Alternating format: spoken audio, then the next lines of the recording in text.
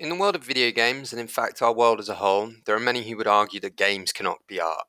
And whilst many games have taken incredible steps forward, proving that they can, most games have done this through other mediums, and not used interactive gameplay itself as the form of art.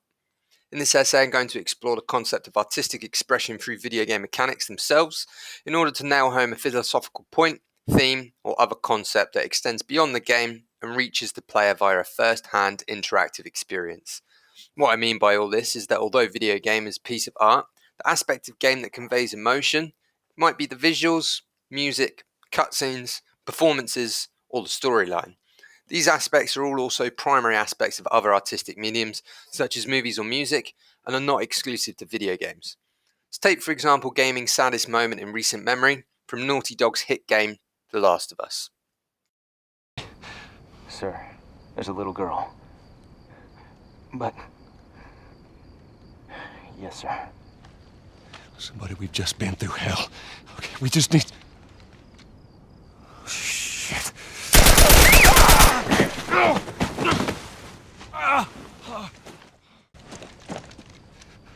Please don't.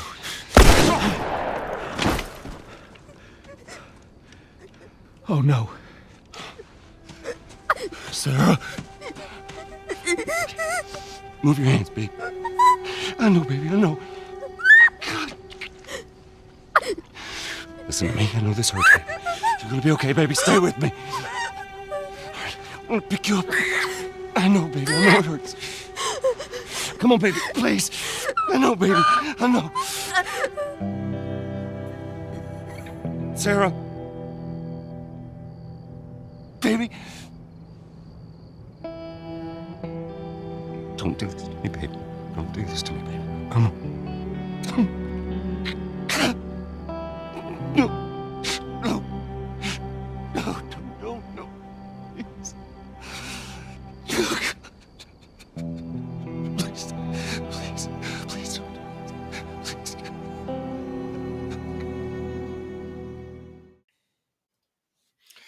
Whilst this is a very touching moment, the player is not involved in the moment in any way really. Control is taken away from the player, and it is all shown through a cutscene or a movie.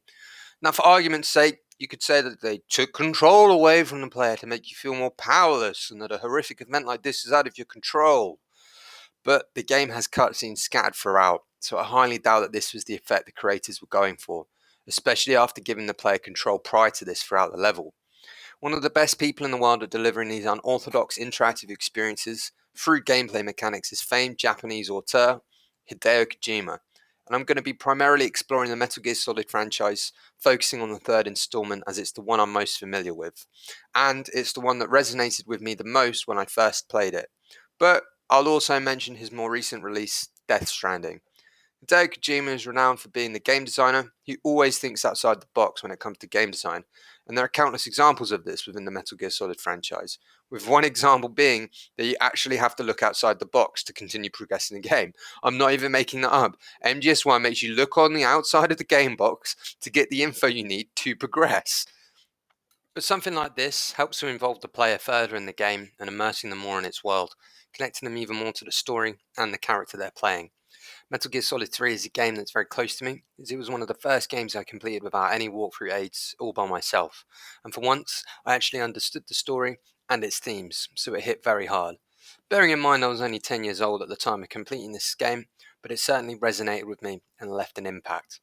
A quick summary of the story: MGS3 is a love letter to spy films of the 1960s and 70s, set in the same time period, with double and even triple crossings, political intrigue, secret agents, evil warlords, and weapons of mass destruction. Naked Snake, our protagonist, is sent into the jungle to assassinate his former mentor and lover, as well as destroy a walking tank, and in doing so, stop a nuclear war between the United States and Russia, thus saving the world. As the story progresses, alliances are made, notable henchmen are defeated, WMD is destroyed, and the main villain, the revolting, perverted and cruel League of Volgan, is killed in the process. This all sets up a final showdown between the big bad boss and Naked Snake, where it's revealed that she's not the big bad at all, in fact quite the opposite. In a shocking twist, it's all revealed that she actually defected to the Soviet Union in order to be a mole for the United States, knowing full well that she would be assassinated by the US in order for them to avoid blame for a nuclear strike at the beginning of the game. I could be a bit off with some of the details, but when I last played through the game, I skipped most of the cutscenes, so it's all a little bit hazy for me. But anyway, the point still stands. She explains how she dreams of a world free of war, free of borders, and how soldiers are always going to be used as nameless and faceless tools to be used and discarded by their respective governments. She explains all of it as she beckons you to finish your mission, the one that you started at the beginning of the game, Naked Snake's mission, and the one that you as the player share. Even though you no longer agree with the mission, commanding officers, the government, or the morality surrounding the situation, you have no choice in this matter as Naked Snake. And much like you, as the player, you are nothing more than a soldier sent on a simple mission with no allowance of thought or expression. You're simply a pawn in a much larger game. After defeating your mentor in an epic final showdown, we get one last cutscene, and in a brutal moment, the game's cinematic aspect ratio fades away, back to the aspect ratio of gameplay, in order to give the player control over one final action. You can't move, you can't run, put your weapon away, or do anything really. All you can do is pull the trigger, ending her life. And just like Snake, we the player had no control over what happens. The game made us do it. Just like Snake's commanding officers in the government, we have been used and left with no choice in the matter. Being hailed as a hero for finishing the mission, you're left with a bitter taste in your mouth. Snake is hailed as a hero, and you completed the game. Congratulations. Only this doesn't all feel right. And by being the one to pull the trigger, you, the player, have been pulled into the emotion of the game even further, just by this very small but very deliberate artistic choice. This use of the gameplay mechanic to convey emotion beyond just what the player sees and hears, but rather to extend to something that the player actively participates and interacts with, is what the platform of video games should be used for.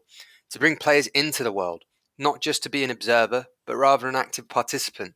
Instead, we're often filled to the brim with AAA games that barely scratch the surface of what's possible through this very new medium. Using the platform of interactivity to make a statement either to the player or about certain subjects can be such a powerful tool and really justifies the argument that video games can indeed be art beyond their visuals, music and storytelling.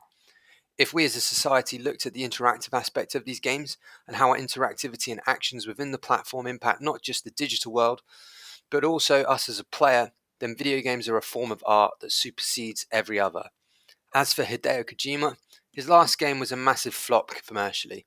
However, many people made a point that, like Metal Gear Solid, it uses its game mechanics to convey a larger overarching theme, this one being about connectivity and rebuilding society, something which only happens in the game once it finally connects you to the internet and allows you to play online.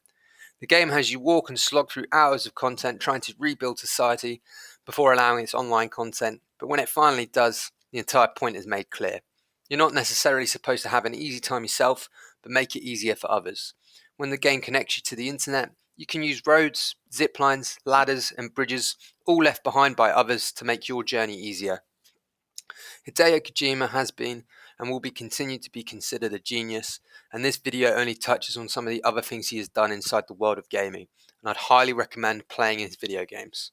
On the subject of user interactivity, however, and its effect on the virtual world of the game, as well as the player, I'm going to be looking at DayZ next, and how, for better or worse, it unexpectedly predicted the psychology of the apocalypse and also went on to massively affect the gaming landscape that we know and love today. Thank you, my name's Harrison. I hope you enjoyed this content.